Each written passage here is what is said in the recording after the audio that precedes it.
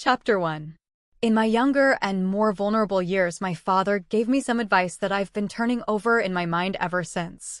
Whenever you feel like criticizing anyone, he told me, just remember that all the people in this world haven't had the advantages that you've had.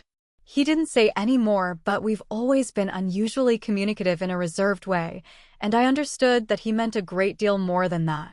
In consequence, I'm inclined to reserve all judgments, a habit that has opened up many curious natures to me and also made me the victim of not a few veteran bores. The abnormal mind is quick to detect and attach itself to this quality when it appears in a normal person, and so it came about that in college I was unjustly accused of being a politician because I was privy to the secret griefs of wild, unknown men. Most of the confidences were unsought. Frequently, I have feigned sleep, preoccupation, or a hostile levity when I realized by some unmistakable sign that an intimate revelation was quivering on the horizon. For the intimate revelations of young men, or at least the terms in which they express them, are usually plagiaristic and marred by obvious suppressions. Reserving judgments is a matter of infinite hope. I am still a little afraid of missing something if I forget that, as my father snobbishly suggested, and I snobbishly repeat, a sense of the fundamental decencies is parceled out unequally at birth. And after boasting this way of my tolerance, I come to the admission that it has a limit. Conduct may be founded on the hard rock or the wet marshes, but after a certain point I don't care what it's founded on. When I came back from the East last autumn, I felt that I wanted the world to be in uniform and at a sort of moral attention forever. I wanted no more riotous excursions with privileged glimpses into the human heart. Only Gatsby, the man who gives his name to this book, was exempt from my reaction. Gatsby, who represented everything for which I have an unaffected scorn. If personality is an unbroken series of successful gestures, then there was something gorgeous about him, some heightened sensitivity to the promises of life, as if he were related to one of those intricate machines that register earthquakes 10,000 miles away. This responsiveness had nothing to do with that flabby impressionability which is dignified under the name of the creative temperament. It was an extraordinary gift for hope, a romantic readiness such as I have never found in any other person, and which it is not likely I shall ever find again. No, Gatsby turned out all right at the end. It is what preyed on Gatsby, what foul dust floated in the wake of his dreams, that temporarily closed out my interest in the abortive sorrows and short-winded elations of men.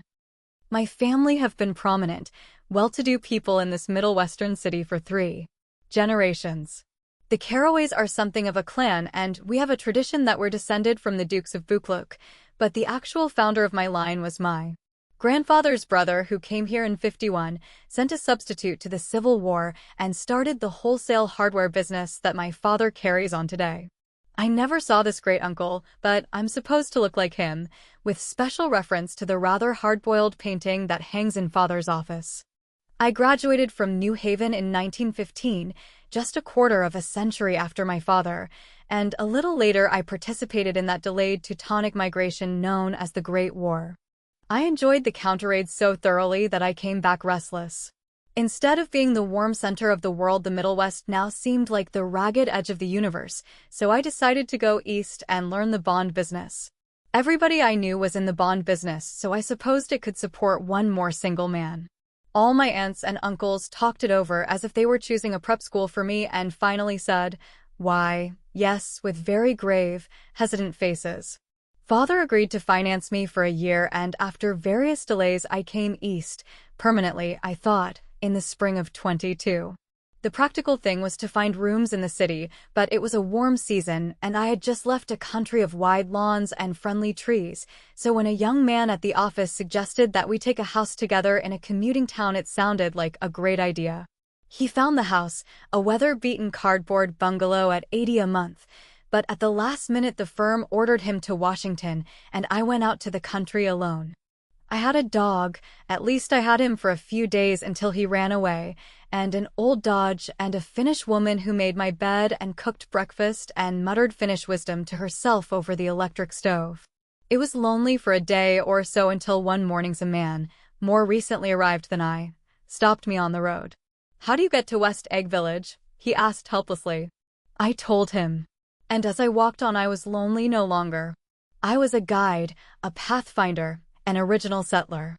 He had casually conferred on me the freedom of the neighborhood.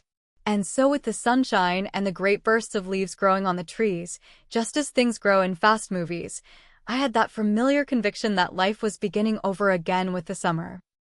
There was so much to read for one thing, and so much fine health to be pulled down out of the young breath-giving air. I bought a dozen volumes on banking and credit and investment securities, and they stood on my shelf in red and gold like new money from the mint, promising to unfold the shining secrets that only Midas and Morgan and Maecenas knew. And I had the high intention of reading many other books besides. I was rather literary in college. One year I wrote a series of very solemn and obvious editorials for the Yale News, and now I was going to bring back all such things into my life and become again that most limited of all specialists, the well-rounded man. This isn't just an epigram. Life is much more successfully looked at from a single window, after all.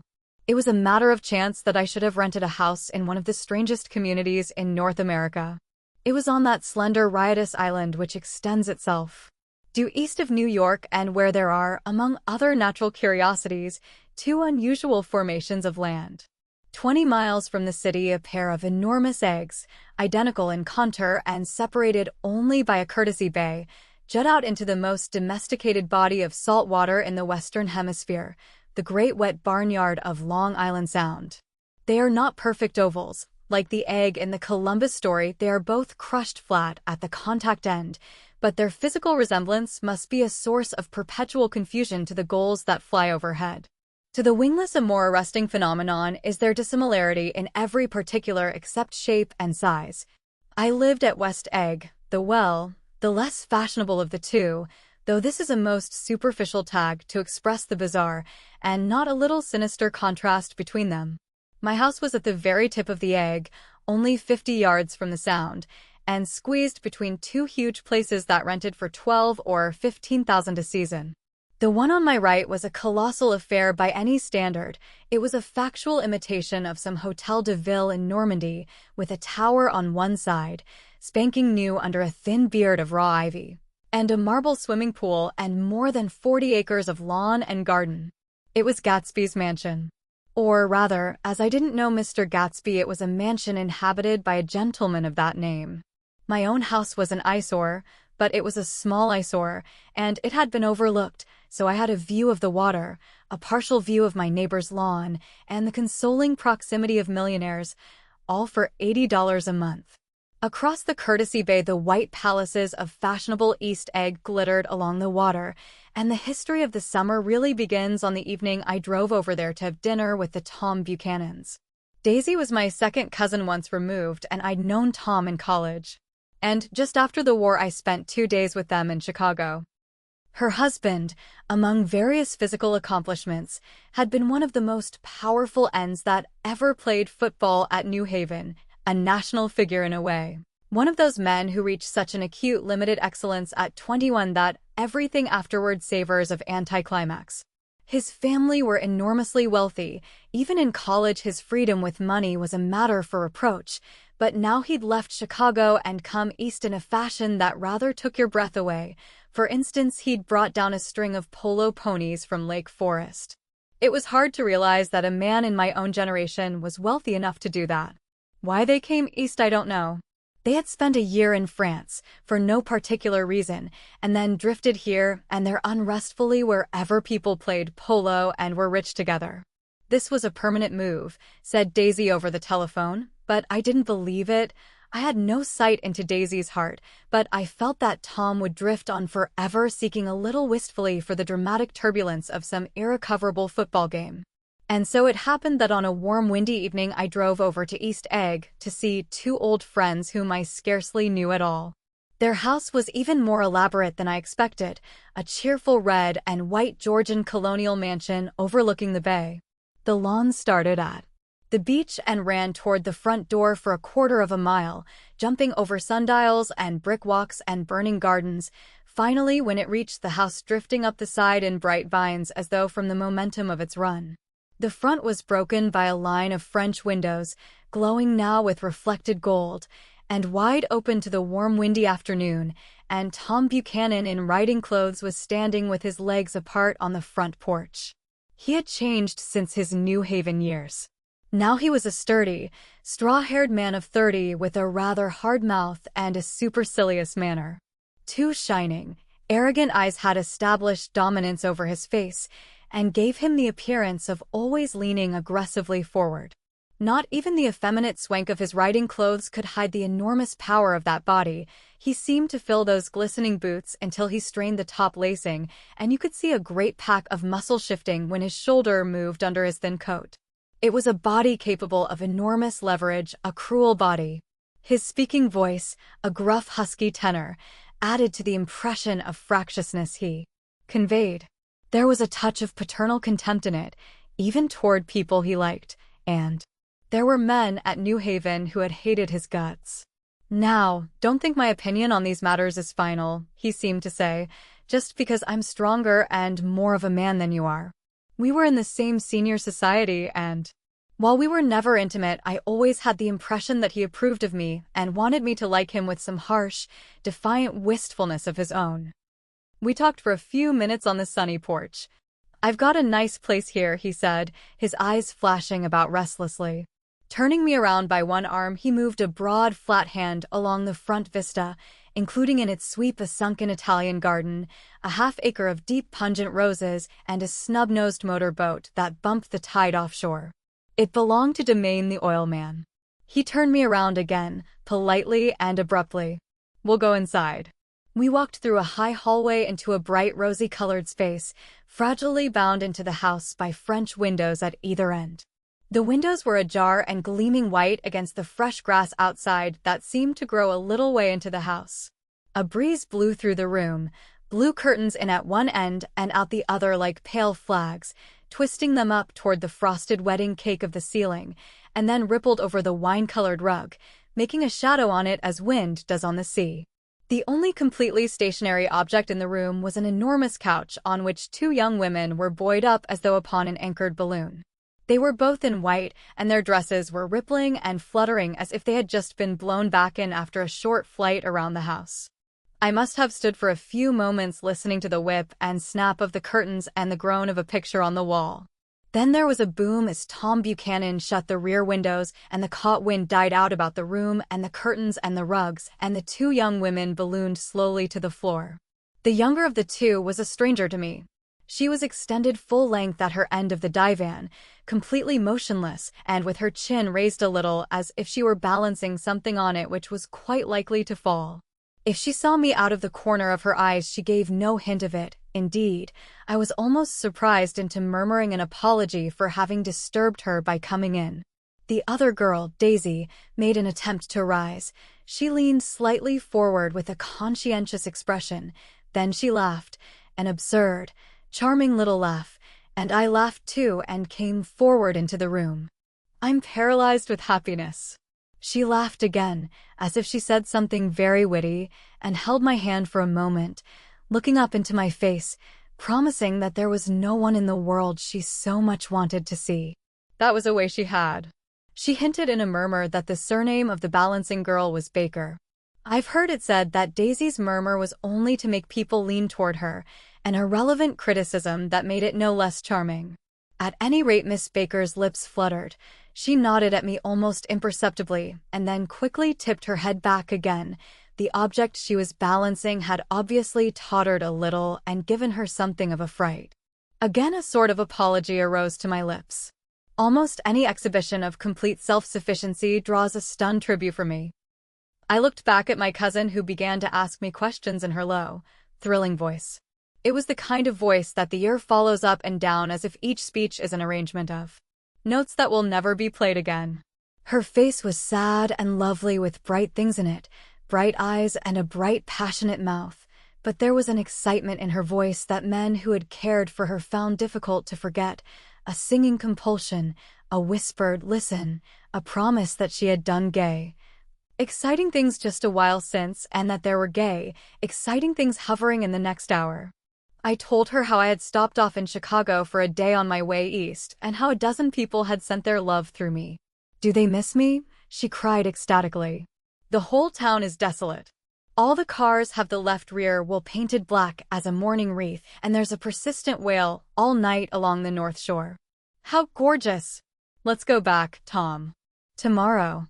Then she added irrelevantly, you ought to see the baby. I'd like to. She's asleep. She's 2 years old. Haven't you ever seen her? Never. Well, you ought to see her. She's... Tom Buchanan, who had been hovering restlessly about the room, stopped and rested his hand on my shoulder. What you doing, Nick? I'm a bond man. Who with? I told him. Never heard of them, he remarked decisively. This annoyed me.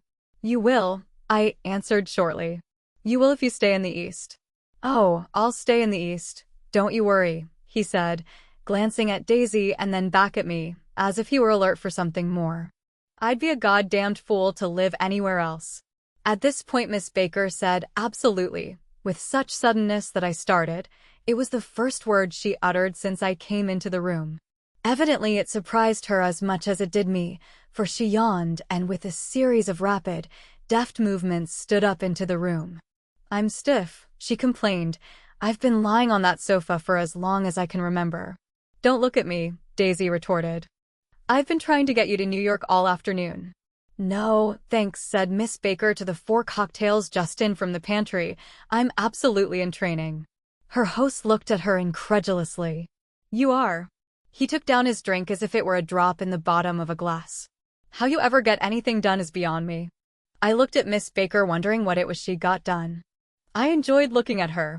She was a slender, small-breasted girl, with an erect carriage which she accentuated by throwing her body backward at the shoulders like a young cadet. Her gray sun-strained eyes looked back at me with polite reciprocal curiosity out of a wan, charming discontented face. It occurred to me now that I had seen her, or a picture of her, somewhere before. You live in West Egg, she remarked contemptuously. I know somebody there. I don't know a single. You must know Gatsby. Gatsby? Demanded Daisy. What Gatsby? Before I could reply that he was my neighbor, dinner was announced. Wedging his tense arm imperatively under mine, Tom Buchanan compelled me from the room as though he were moving a checker to another square. Slenderly, languidly, their hands set lightly on their hips, the 2 young women preceded us out onto a rosy-colored porch open toward the sunset where 4 candles flickered on the table in the diminished wind. Why candles? Objected Daisy, frowning. She snapped them out with her fingers. In 2 weeks it'll be the longest day in the year. She looked at us all radiantly. Do you always watch for the longest day of the year and then miss it? I always watch for the longest day in the year and then miss it. We ought to plan something, yawned Miss Baker, sitting down at the table as if she were getting into bed. All right, said Daisy. What'll we plan? She turned to me helplessly. What do people plan? Before I could answer, her eyes fastened with an odd expression on her little finger. Look, she complained. I heard it. We all looked. The knuckle was black and blue. You did it, Tom, she said accusingly. I know you didn't mean to, but you did do it. That's what I get for marrying a brute of a man, a great big hulking physical specimen of a... I hate that word hulking, objected Tom crossly, even in kidding. Hulking, insisted Daisy. Sometimes she and Miss Baker talked at once, unobtrusively and with a bantering inconsequence that was never quite chatter, that was as cool as their white dresses and their impersonal eyes in the absence of all desire. They were here, and they accepted Tom and me, making only a polite, pleasant effort to entertain or to be entertained. They knew that presently dinner would be over and a little later the evening too would be over and casually put away. It was sharply different from the West, where an evening was hurried from phase to phase toward its close in a continually disappointed anticipation or else in sheer nervous dread of the moment itself. You make me feel uncivilized, Daisy, I confessed on my second glass of corky, but rather impressive claret. Can't you talk about crops or something? I meant nothing in particular by this remark, but it was taken up in an unexpected way. Civilization's going to pieces, broke out Tom violently. I've gotten to be a terrible pessimist about things. Have you read The Rise of the Colored Empires by this man Goddard? Why, no, I answered, rather surprised by his tone. Well, it's a fine book, and everybody ought to read it. The idea is if we don't look out, the white race will be utterly submerged. It's all scientific stuff, It's been proved. Tom's getting very profound, said Daisy with an expression of unthoughtful sadness. He reads deep books with long words in them. What was that word we? Well, these books are all scientific, insisted Tom, glancing at her impatiently. This fellow has worked out the whole thing. It's up to us who are the dominant race to watch out, or these other races will have control of things. We've got to beat them down, whispered Daisy, winking ferociously toward the fervent sun.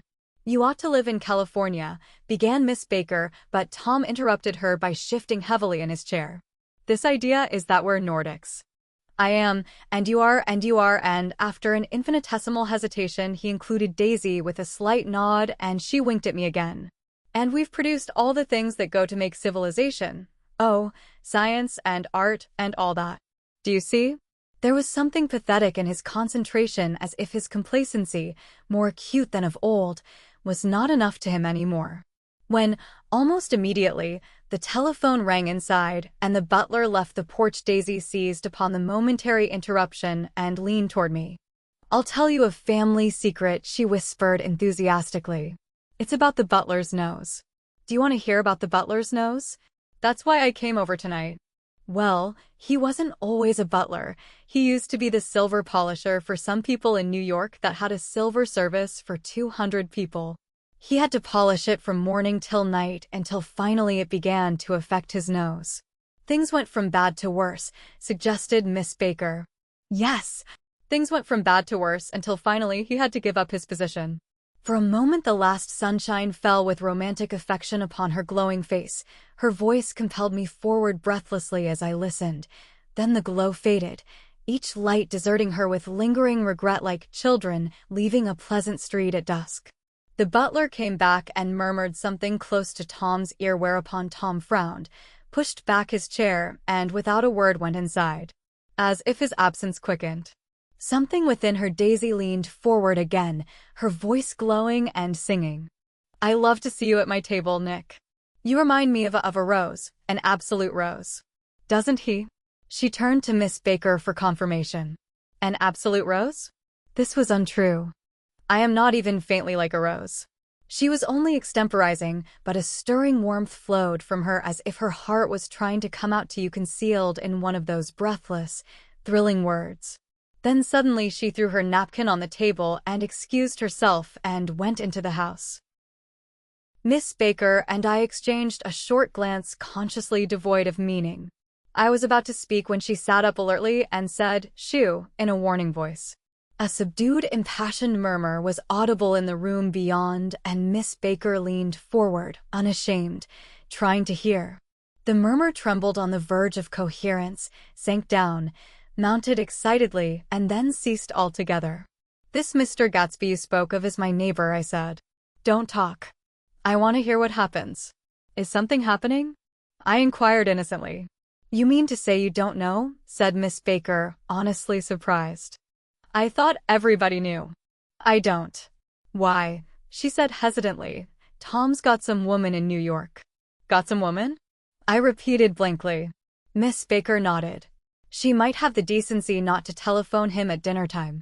Don't you think? Almost before I had grasped her meaning, there was the flutter of a dress and the crunch of leather boots, and Tom and Daisy were back at the table. It couldn't be helped, cried Daisy with tense gaiety. She sat down, glanced searchingly at Miss Baker, and then at me, and continued. I looked outdoors for a minute, and it's very romantic outdoors. There's a bird on the lawn that I think must be a nightingale come over on the Cunard or White Star Line. He's singing away. Her voice sang. It's romantic, isn't it, Tom? Very romantic, he said, and then miserably to me, if it's light enough after dinner, I want to take you down to the stables. The telephone rang inside, startlingly, and as Daisy shook her head decisively at Tom, the subject of the stables, in fact all subjects, vanished into air. Among the broken fragments of the last 5 minutes at table, I remember the candles being lit again, pointlessly, and I was conscious of wanting to look squarely at everyone and yet to avoid all eyes. I couldn't guess what Daisy and Tom were thinking, but I doubt if even Miss Baker, who seemed to have mastered a certain hearty skepticism, was able utterly to put this fifth guest's shrill metallic urgency out of mind. To a certain temperament, the situation might have seemed intriguing. My own instinct was to telephone immediately for the police. The horses, needless to say, were not mentioned again. Tom and Miss Baker, with several feet of twilight between them, strolled back into the library, as if to a vigil beside a perfectly tangible body. While trying to look pleasantly interested and a little deaf, I followed Daisy around a chain of connecting verandas to the porch in front. In its deep gloom, we sat down side by side on a wicker settee. Daisy took her face in her hands, as if feeling its lovely shape, and her eyes moved gradually out into the velvet dusk. I saw that turbulent emotions possessed her, so I asked what I thought would be some sedative questions about her little girl. "We don't know each other very well, Nick," she said suddenly. "Even if we are cousins. You didn't come to my wedding. I wasn't back from the war." "That's true." She hesitated. "Well, I've had a very bad time, Nick, and I'm pretty cynical about everything." Evidently, she had reason to be. I waited, but she didn't say any more, and after a moment I returned rather feebly to the subject of her daughter. "I suppose she talks and eats and everything." "Oh, yes." She looked at me absently. "Listen, Nick, let me tell you what I said when she was born. Would you like to hear?" "Very much. It'll show you how I've gotten to feel about things." Well, she was less than an hour old and Tom was God knows where. I woke up out of the ether with an utterly abandoned feeling and asked the nurse right away if it was a boy or a girl. She told me it was a girl, and so I turned my head away and wept. "All right," I said, "I'm glad it's a girl. And I hope she'll be a fool. That's the best thing a girl can be in this world. A beautiful little fool. You see, I think everything's terrible anyhow," she went on in a convinced way. "Everybody thinks so. The most advanced people. And I know. I've been everywhere and seen everything and done everything." Her eyes flashed around her in a defiant way, rather like Tom's, and she laughed with thrilling scorn. "Sophisticated? God, I'm sophisticated." The instant her voice broke off, ceasing to compel my attention, my belief, I felt the basic insincerity of what she had said. It made me uneasy, as though the whole evening had been a trick of some sort to exact a contributory emotion from me. I waited, and sure enough, in a moment she looked at me with an absolute smirk on her lovely face, as if she had asserted her membership in a rather distinguished secret society to which she and Tom belonged. Inside, the crimson room bloomed with light. Tom and Miss Baker sat at either end of the long couch, and she read aloud to him from the Saturday Evening Post, the words, murmurous and uninflected, running together in a soothing tune. The lamplight, bright on his boots and dull on the autumn leaf yellow of her hair, glinted along the paper as she turned a page with a flutter of slender muscles in her arms. When we came in, she held us silent for a moment with a lifted hand. "To be continued," she said, tossing the magazine on the table, "in our very next issue." Her body asserted itself with a restless movement of her knee, and she stood up. 10 o'clock, she remarked, apparently finding the time on the ceiling. "Time for this good girl to go to bed. Jordan's going to play in the tournament tomorrow," explained Daisy, "over at Westchester." "Oh, you're Jordan Baker." I knew now why her face was familiar. Its pleasing contemptuous expression had looked out at me from many rotogravure pictures of the sporting life at Asheville and Hot Springs and Palm Beach. I had heard some story of her too, a critical, unpleasant story, but what it was I had forgotten long ago. "Good night," she said softly. "Wake me at 8, won't you? If you'll get up." "I will. Good night, Mr. Carraway. See you anon." "Of course you will," confirmed Daisy. "In fact, I think I'll arrange a marriage. Come over often, Nick, and I'll sort of, fling you together. You know, lock you up accidentally in linen closets and push you out to sea in a boat and all that sort of thing." "Good night," called Miss Baker from the stairs. "I haven't heard a word." "She's a nice girl," said Tom after a moment. "They oughtn't to let her run around the country this way." "Who oughtn't to?" inquired Daisy coldly. "Her family. Her family is one aunt about 1,000 years old. Besides, Nick's going to look after her, aren't you, Nick? She's going to spend lots of weekends out here this summer. I think the home influence will be very good for her." Daisy and Tom looked at each other for a moment in silence. "Is she from New York?" I asked quickly. from Louisville. Our white girlhood was passed together there. Our beautiful white. Did you give Nick a little heart-to-heart talk on the veranda? Demanded Tom suddenly. Did I? She looked at me. I can't seem to remember, but I think we talked about the Nordic race. Yes, I'm sure we did. It sort of crept up on us, and first thing you know. Don't believe everything you hear, Nick, he advised me. I said lightly that I had heard nothing at all, and a few minutes later I got up to go home. They came to the door with me and stood side by side in a cheerful square of light. As I started my motor, Daisy peremptorily called, "Wait. I forgot to ask you something, and it's important. We heard you were engaged to a girl out west." "That's right," corroborated Tom kindly. "We heard that you were engaged." "It's libel. I'm too poor." "But we heard it," insisted Daisy, surprising me by opening up again in a flower-like way. "We heard it from 3 people, so it must be true." Of course I knew what they were referring to, but I wasn't even vaguely engaged. The fact that gossip had published the bans was one of the reasons I had come east. You can't stop going with an old friend on account of rumors, and on the other hand, I had no intention of being rumored into marriage. Their interest rather touched me and made them less remotely rich. Nevertheless, I was confused and a little disgusted as I drove away.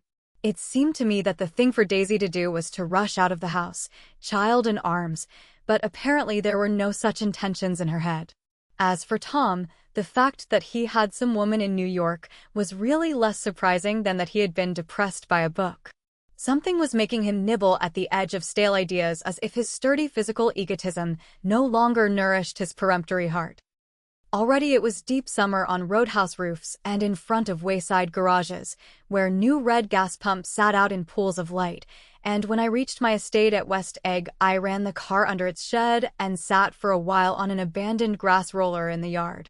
The wind had blown off, leaving a loud bright night with wings beating in the trees and a persistent organ sound as the full bellows of the earth blew the frogs full of life. The silhouette of a moving cat wavered across the moonlight, and turning my head to watch it, I saw that I was not alone. 50 feet away, a figure had emerged from the shadow of my neighbor's mansion and was standing with his hands in his pockets regarding the silver pepper of the stars. Something in his leisurely movements and the secure position of his feet upon the lawn suggested that it was Mr. Gatsby himself, come out to determine what share was his of our local heavens. I decided to call to him. Miss Baker had mentioned him at dinner, and that would do for an introduction. But I didn't call to him, for he gave a sudden intimation that he was content to be alone. He stretched out his arms toward the dark water in a curious way, and far as I was from him, I could have sworn he was trembling. Involuntarily, I glanced seaward, and distinguished nothing except a single green light, minute and far away. That might have been the end of a dock. When I looked once more for Gatsby, he had vanished, and I was alone again in the unquiet darkness.